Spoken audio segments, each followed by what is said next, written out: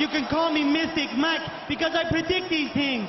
Ronaldo Rodríguez takes on Kelvin Borjas to open up the main card of UFC Fight Night Mexico City.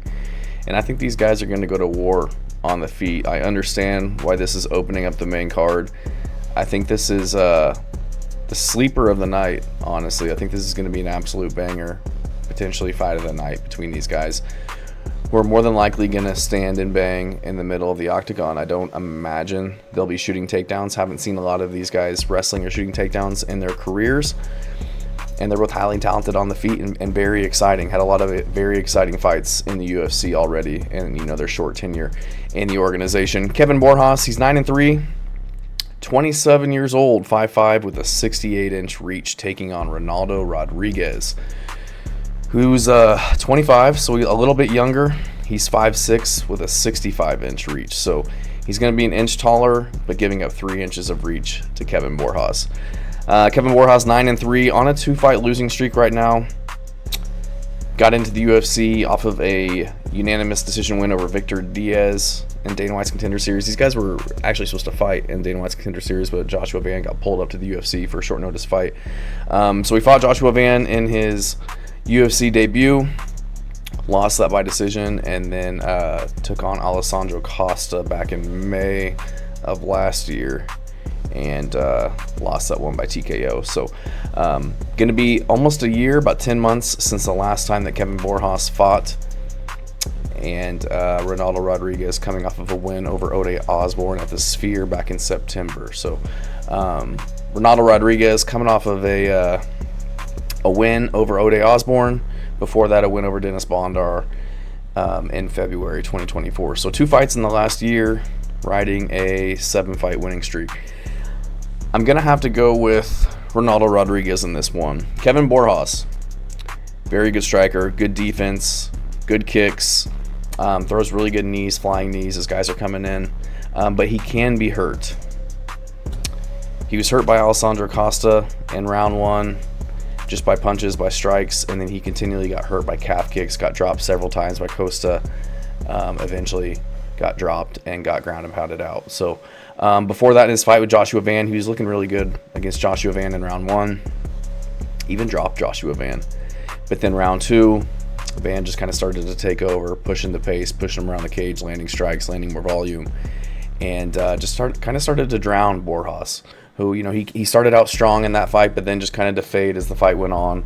And Joshua Van, you know, excellent striker, very tough, able to push a high pace, just kind of took over in rounds 2 and 3 and got the decision. Ronaldo Rodríguez, I expect him to do pretty much the same thing that Joshua Van did.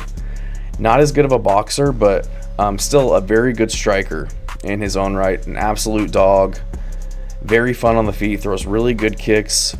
He's very durable, very tough, presses forward, you know, kind of fights like a Muay Thai fighter, doesn't take a step back, kind of stands his ground, doesn't bite on feints, doesn't back up when you're throwing. He'll stand his ground, he'll counter, and he won't really give up an inch. Great cardio, good jiu-jitsu defense. I think he's only like a blue belt, they said, but very good jiu-jitsu defense, very good scrambles, very defensively responsible off of his back. Was getting taken down a lot by Dennis Bondar, but was able to, you know, threaten with submissions, sweeps, get back up to his feet, and eventually won that fight by rear naked choke, where Dennis Bondar went for a leg lock. He started landing big strikes and just started kind of overwhelming him, and got the tap out at the almost at the buzzer of the second round. But coming off of a win over Ode Osborne, he was cracked early in that fight and dropped. And he looked like he was unconscious, but got woken back up. Got put into a deep triangle for like 2 minutes. Was able to survive it, get out, started landing blows on Ode Osborne, and was pretty much able to win the next 2 rounds. Was landing the better punches on the feet, was the fresher fighter. Ode started to shoot. He was defending takedowns, just landing more volume overall to get that decision over Ode Osborne when he looked like he was knocked out and then looked like he was stuck in a deep triangle and it was over for him. But able to grit it out, and I just think he's just got more of that grit in him. There's no quit in the kid. He's young. Like, his record right now, he's 17-2, and I think he had like 21 amateur fights. Hasn't lost since 2020 on Dana White's Contender Series against another really good guy, Jerome Rivera. Just no quit in him. And, you know, Kelvin Borjas, he's been shown to be not the not as durable, susceptible to leg kicks. He can be kind of bullied around, and you can get him to kind of start to fade towards the later rounds. And I feel like Ronaldo Rodríguez, he's not going to take his foot off the gas. He's going to be pushing forward, landing leg kicks, landing his strikes. I think if Kelvin Borjas does shoot, just because he's kind of getting overwhelmed and pushed around, I don't see him really getting anything going against Ronaldo Rodríguez. I think he'll either be able to defend the takedowns or more than likely get back up to his feet, which I've seen in the past. So I'm gonna go with Ronaldo Rodríguez in this one.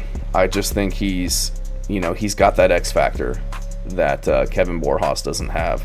And again, I think Kelvin Borjas is, he's talented. He's gone the distance with Joshua Van, looked good against Alexander Costa at some points in the fight, but he's just not at the level of Ronaldo Rodríguez, who I think has got a bright future at flyweight.